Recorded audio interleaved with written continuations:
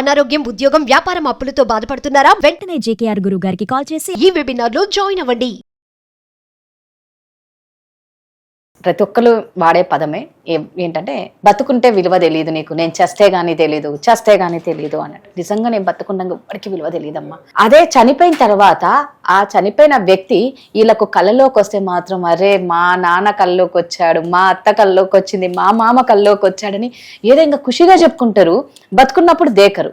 ఎందుకమ్మా చనిపోయిన తర్వాత ఫోటోకి అట్లా ఇస్తారు. ఆ పెట్టడాలు కూడా అలాగే కాఫీతో సహా ఉంటుంది, లేకపోతే బ్రెడ్, రస్క్, మటన్, చికెన్ ఇంకా అన్నీ ఉంటాయి.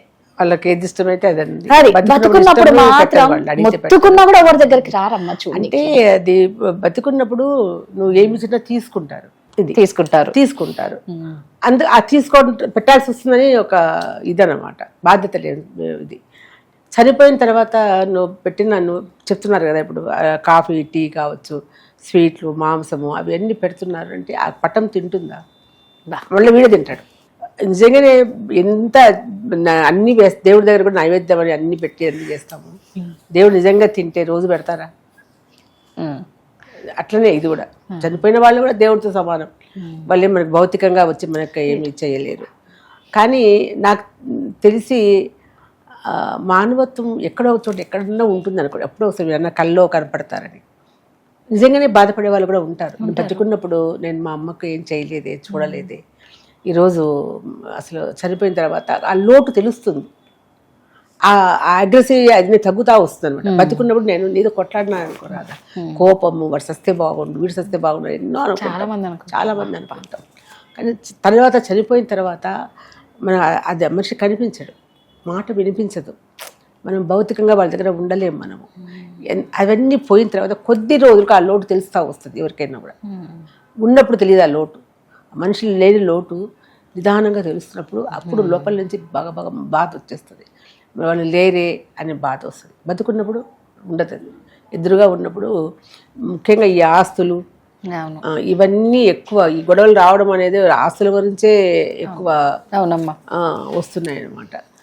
ఇది అంతా కూడా అదే అనుకుంటున్నాం కదా, ఏదైనా కూడా ఒక స్వార్థం ఎక్కువైపోయింది మనిషిలో, పగ ఎక్కువైపోయింది. ఎంతసేపు నాది, నేను, నాకే కావాలా నీకు ఉండకూడదు, అది నీకెందుకు, అది నాకు ఇచ్చేసేయి అనే వాళ్ళని కూడా చూస్తున్నాను నేను. వాళ్ళకి ఎంతో ఉండొచ్చు, లక్షల కోట్లు ఉన్నా కూడా కొంతమందికి ఇంకా ఆశపోదనమాట. ఎదుటి వాళ్ళు అది నాకు ఇచ్చేసేయి, ఇది నాకు ఇచ్చేసేయి, నీకెందుకు అనే వాళ్ళని కూడా నేను చూశాను ఎంతోమందిని. అసలు నువ్వు బతుకున్నప్పుడు ఏ అనుభవించకుండా, ఇప్పుడు ఎంతో మనకు 1,000 ఎకరాల స్థలాలు ఉన్నాయి మనకి. నువ్వు ఎంత స్థలంలో నువ్వు పడుకుంటున్నావు? నీకు ఎన్నో, మీ ఇంట్లో ఒక 10 పడగదులు ఉంటాయి, 10 పడగదులు పడుకోవు కదా, ఒక గదిలోనే పడుకుంటావు కదా. మనము బస్తాలు బియ్యం ఉంటాయి, ఎన్ని ఉంటాయి మనకు. నీ కడుపుకి ఎంత కావాలో అంతే తింటావు కదా. ఎక్స్ట్రా నువ్వు పట్టుకొని ఉన్నాయి కదా అని తినలేవు కదా. బంగారు తింటావా, వెండి తింటావా, స్థలాలు తింటావా? ఏమీ తినవు కదా. కానీ ఎందుకు అంత మనిషికి కలియుగము కదా పెట్టేగిపోతుంది ఆశ, నాది అని స్వార్థం అంతే. ఎంత ఎదుటివాడు బాగుంటే చూడలేడు, వాడు ఎందుకు పైకి రావాలి, నేనే ఉండాలి ఎక్కడైతే చూసినా కూడా. అదొక ఏమంటారు, అదొక వ్యాధిలాగా అందరికీ భయంకరమైన మందులేని వ్యాధి. ఎంతసేపు ఎదుటివాడిని ఇది చేయాలా అనే వాళ్ళే ఉన్నారు. కానీ అట్లా ఇంకా వాడికి ఇంకా తల్లి, తండ్రి, ఇంట్లో వాళ్ళు, బయట వాళ్ళ ఏమీ ఉండదు వాళ్ళకి. ఇంకా వాళ్ళకు ఎంతసేపునా నాది, నాకు కావాలా. కానీ ఎవరం శాశ్వతం కాదు కదమ్మా. ఎప్పుడు ఎవరికి ఏం జరుగుతుందో తెలియదు. పడుకొని లేస్తే మనది కాదు. ఇప్పుడు వాష్రూమ్కి వెళ్ళినా కూడా వస్తే మనిషి, బయటికి వెళ్ళి వచ్చిన మనిషి గ్యారంటీ లేదు అనేది ఎంత నిజమో, వాష్రూమ్కి వెళ్ళిన మనిషి వస్తాడన్న గ్యారంటీ కూడా లేదు. ఎంతో మంది కూడా వెళ్ళిపోయినారు. అసలు ఎంతో మంది ఎందుకు, నా సొంత తమ్ముడు ఫస్ట్ నా తర్వాత వాడు జాబ్ చేస్తాడు అనమాట, యునైటెడ్ ఇన్సూరెన్స్లో జిఎం. తను ఆఫీస్కి వెళ్ళాడు, పైకి వెళ్ళాడు, బాత్రూమ్కి పోయాడు. అంటే వాళ్ళ ఆఫీస్ రూమ్ ఉంటుంది, ఎవరు ఉండరు కదా లోపల, ఒక్కడే. అంటే బాత్రూమ్ ఉంటే పోయాడు, అక్కడే పడిపోయి ప్రారంభమైంది.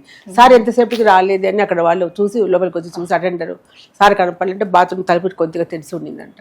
పోయి కాళ్ళు కనపడుతున్నాయి, వెళ్ళిపోయి అందరూ పట్టుకొని తీసుకుపోయి అప్పటికే ప్రాణం పోయింది. వాడు బతుకున్నప్పుడు కూడా నాన్న దగ్గర, నాన్నను అమ్మని నేనే చూశాను, నా దగ్గరే ఉండేవాళ్ళు అనమాట.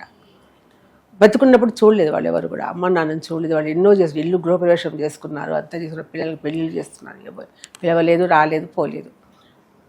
వాళ్ళు చనిపోయినాక, అమ్మ చనిపోయిన తర్వాత అమ్మ డబ్బులు బంగారు అంతా కావాలని వచ్చి నాన్న ఒక్కడే ఉంటే ఆయన తీసుకొని ఆ డబ్బు బంగారం తీసుకొని వెళ్ళిపోయాడు.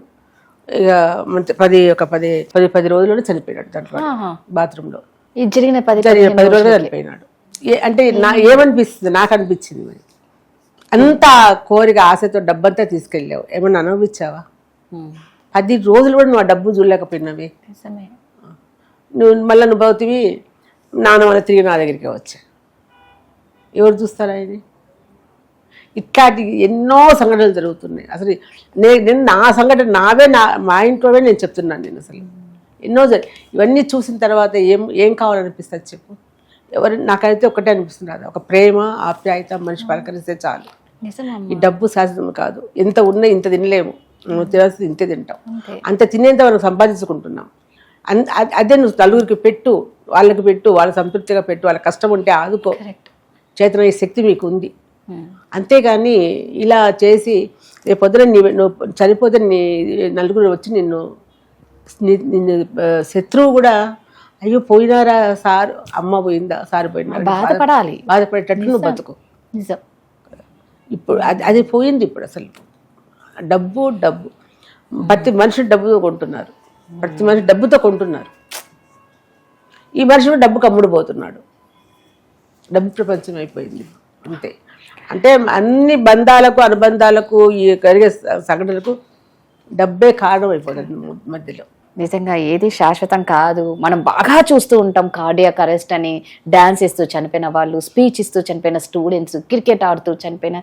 ఇంత అంటే రేపు అన్నది గ్యారంటీ కాదు కదా. మరో సెకండ్, మరో నిమిషం కూడా మనది కానప్పుడు ఎందుకు మనిషిలో మానవత్వం నశిస్తుందని చాలా బాధేస్తుంది. ఎవరికన్నా అనారోగ్యంగా ఉన్నప్పుడు వెళ్ళి వాళ్ళను పలకరించి 4 ముద్దలు పెడితే మీకు వచ్చిన నష్టం ఏమీ లేదు, ఆ పుణ్యం మీకు ఎట్టూ ఉంటుంది. నేను ఎందుకు చెప్తున్నానంటే, చనిపోయిన తర్వాత ఓ అని ఏడుస్తూ ఫోటోలను చూసుకుంటూ బతుకున్నప్పుడు చూడన్న వాళ్ళు చనిపోయిన తర్వాత మీరు ఏడ్చినా ఏ లాభం ఉంటుంది? చూడండి, ప్రాణం ఉన్నప్పుడు మనుషుల్ని చూడడం నేర్చుకోండి. థ్యాంక్ యూ అమ్మా.